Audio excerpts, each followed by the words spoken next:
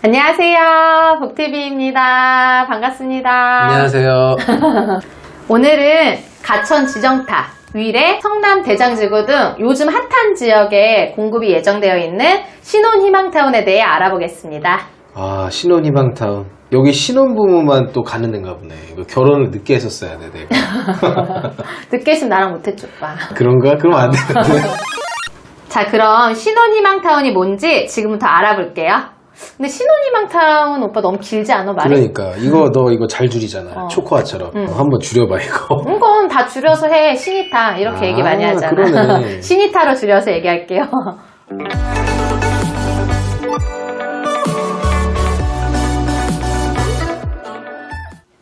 신이타는 신혼부부랑 어린아이들을 위해서 나라에서 아주 심혈을 기울여 만드는 곳이야. 그러니까 요즘 애들 안전 때문에 단지 내 오빠 차가 안 다니잖아. 그렇지. 우리도 맨날 단지 내 차 다니나 안 다니 그거 확인했었잖아. 근데 신이타는 주차장이 100% 지하로 설계되어 있어. 그리고 뿐만 아니라 그러니까 육아 관련 커뮤니티가 되게 많아. 뭐 국공립 어린이집은 기본이고 장난감 놀이방이라던가 뭐 공동 육아방, 방과후 교실 이런 거. 그러니까. 맞아, 여기 놀이터도, 여기는 실내 놀이터가 있대. 아파트 놀이터가 실내야. 장난 아니지. 그러니까. 그러니까 맘스 카페 같은 것도 있어서 주민끼리 정보도 공유하고 아이 키우기 진짜 좋을 것 같아. 그러네, 진짜. 애들 키우기 진짜 편해지면 뭔가 좀 삶의 질이 달라진다고 해야 되나? 좋아, 그런데 이 좋은 데는 어떻게 이제 들어갈 수가 있는 거야? 그럼 이제 본격적으로 입주 자격을 알아보자.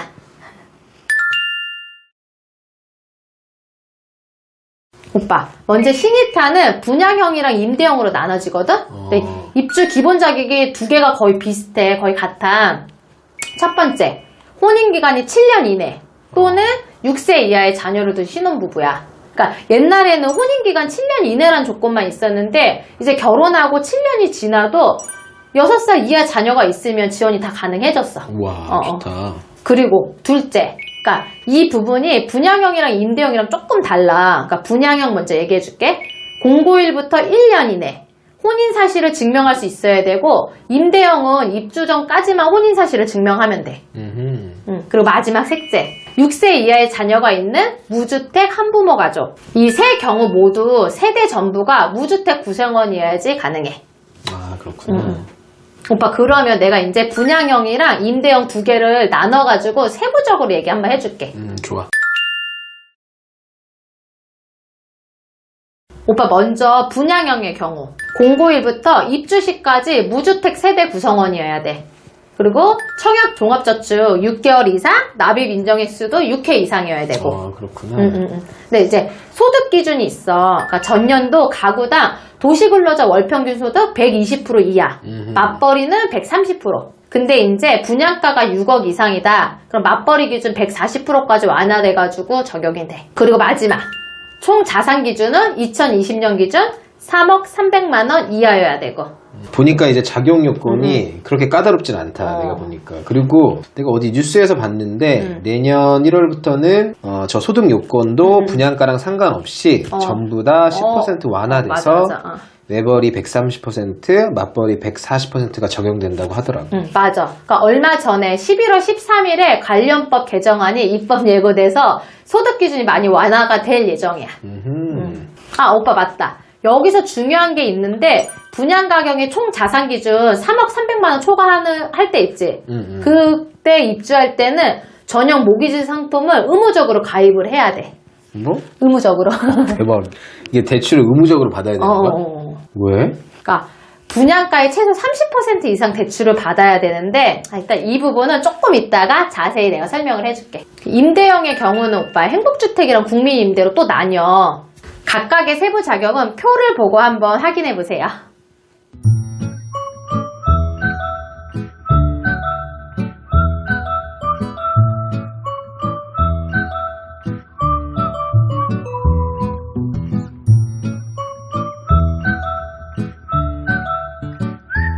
자, 그러면 그 입주 자격은 내가 이제 알았고, 여기는 그러면 어떻게 해야 우리가 당첨이 될 수 있을까? 여기도 그러면 가점제가 적용되는 건가?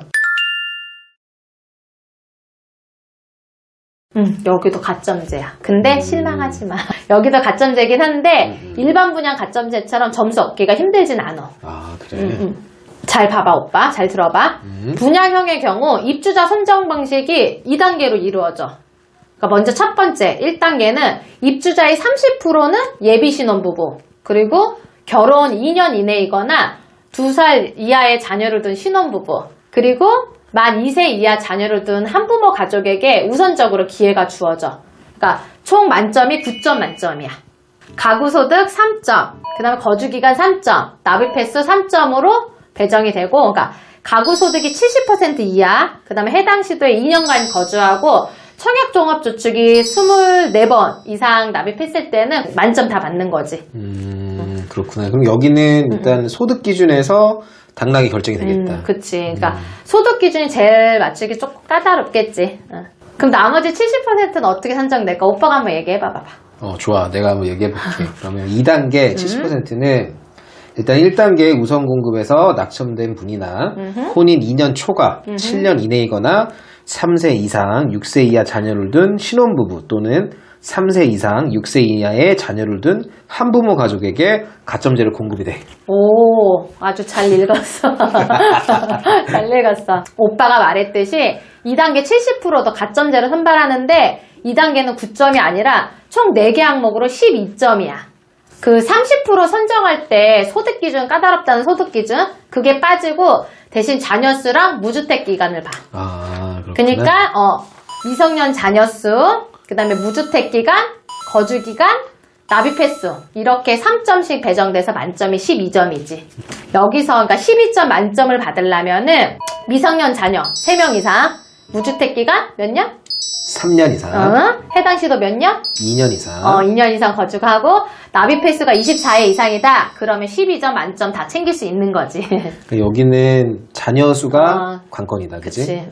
근데 내가 궁금한 게 있는데 동점자가 있으면 어떻게 할까? 항목이 여기 단계가 그렇게 많지 않은 것 같아. 동점자가 굉장히 많을 것 같은데. 맞아. 12점 만점자도 사실 되게 많아. 1단계, 2단계 전부 동점자가 발생하면은 추첨으로 선발해. 우리도 계산 좀 해보자. 몇 점인가. 계산해봐야 되겠다, 이거. 뭐 임대형은 행복주택이랑 국민임대 이렇게 내가 두 개로 나뉜다고 얘기했었잖아. 행복주택은 추첨제, 국민임대는 가점제로 선정을 해. 그리고 행복주택은 주변 시세 대비 80%, 그리고 국민임대는 주변 전세 시세 대비 60에서 80% 정도로 공급이 돼. 그리고 이제 행복주택이랑 국민임대 모두 자녀가 없으면 6년, 자녀가 있으면 10년 동안 거주가 가능한 거지. 그렇구나. 여긴 오빠 1순위부터 3순위까지 요건이 있거든? 행복주택은 거주지나 소득근거지가 분영지역이랑 가까울수록 순위가 높아. 그리고 국민임대는 자녀가 있어야 1순위고. 그러네. 자, 그러면 이제 제일 중요한 게 남았다. 과연 얼마에 분양을 할까? 오빠, 요즘 분상대 위력이 얼마나 대단해. 우리 맨날 느끼고 있잖아. 그렇지. 임장 갈 때마다 무슨 시세 차익이 5억이 기본이야. 에이, 무슨 5억이야 10억이지. 근데 신혼희망타운 이 분양 아파트도 전부 분양가 상한제가 적용돼. 그러니까 여기도 난리가 나겠지. 난리 나겠다. 여기도 그러면 로또 열기를 이어가겠다. 그지? 오빠 그 2019년 작년에 강남 수서에 분양했던 신혼희망타운 알지? 알지. 거기 55A 타입이 인기가 제일 많았거든? 근데 거기 68세대 모집인데 10,000명이 넘게 지원을 했어. 대박이다. 그리고 2단계 그 가점 커트라인이 12점 만점이었어. 커트라인이 만점이야. 와, 대박이다. 그럴 줄 알았었는데 진짜. 근데 여기는 진짜 일본 시장만큼 경쟁이 진짜 치열하다. 1분? 1분이 뭐야? 1분 몰라? 일반 분야? 뭐야 그게? 근데 우리 아까 잠깐 얘기했었잖아. 그 무조건 대출 받아야 된다는 얘기 있었잖아. 그 얘기 좀 해줘봐. 그거 왜 받아야 되는 거야 그거는? 무조건 받아야 돼. 내가 얘기해줄게. 신혼희망타운 전용 주택담보 장기대출 상품이라는 게 있어. 엄청 길지? 그러네. 그냥 신이타 전용 대출이라고 이해하면 돼. 신이타 전용 대출. 신전장. 이거 맨 처음 신이타 입주 자격 얘기할 때 그 맞춰야 했던 총 자산 기준. 그 금액을 초과하는 주택을 공급받을 때는 의무 가입을 해야 돼. 3억 300만 원? 오, 맞아. 오. 그러니까 2020년 기준 3억 300. 그러니까 요즘 집값 생각해보면 다 3억이 넘잖아. 그렇지. 그러면 아마 당첨되면 거의 다 의무 가입을 해야 될 거야. 이게 시세 차익을 공유하기 위해서 만들어진 제도인데, 그러니까 상품 내용을 좀 더 살펴보자.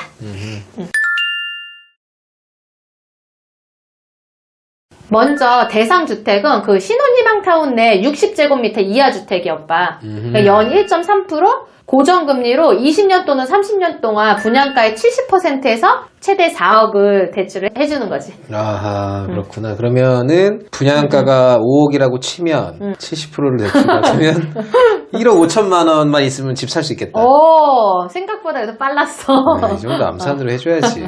근데 여기는 투기과열지구 뭐 이런 거 상관없는 거지. 그건 상관없어. 근데 여기도 당연히 조건이 있지.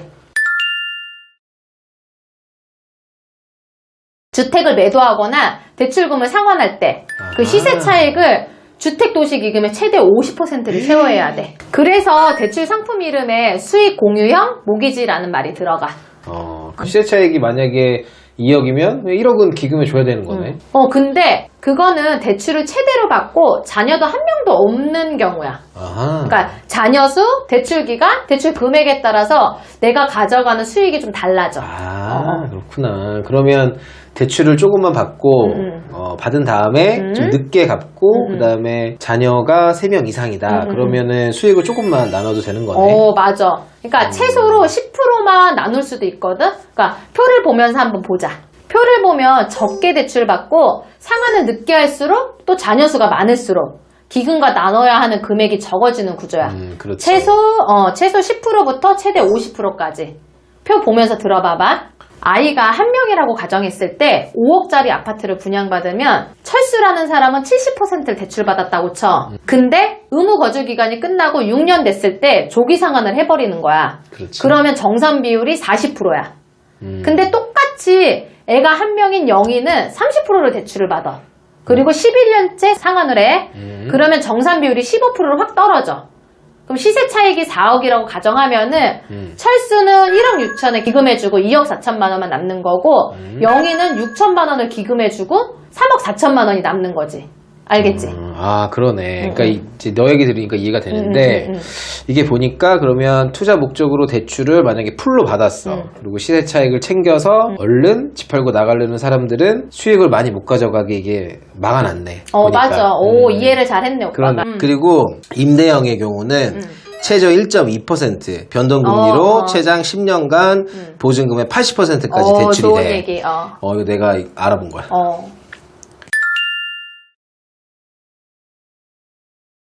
근데 내가 궁금한 게 있어, 진짜. 근데 집을 팔면 기금이랑 이제 쉐어하는 건 알겠는데 돈이 생겨가지고 대출금을 중간에 상환할 수도 있잖아. 그럼 어떻게 해야 되는 거야? 아주 좋은 질문이야. 일단 대출을 받으면 오빠 3년은 조기 상환이 안 돼. 그러니까 3년 이후에 할 수 있는데 중도 상환 수수료는 없다? 그 대신에 무조건 전액을 상환해야 되는 거야. 전액 상환을 해야 되는구나. 그리고 중요한 게 이렇게 조기 상환을 하거나 집을 안 팔고 만기 상환을 할 경우에도 시세 차익이 있잖아. 그렇지. 거기에 대한 정산을 반드시 해야 돼. 매매 가격이 없기 때문에 감정평가를 받아서 그 감정가 기준으로 정산을 하는 거지. 그러니까 나는 이게 제일 궁금했어. 그리고 집을 팔았을 때도 매매금을 그대로 정산을 하는 게 아니고 감정평가를 똑같이 받아야 돼. 감정가랑 매각 금액을 비교해가지고 적정성 검증을 한 다음에 처분 가격을 정하는 시스템인 거야. 팔을 때도 그렇게 해야 되는구나.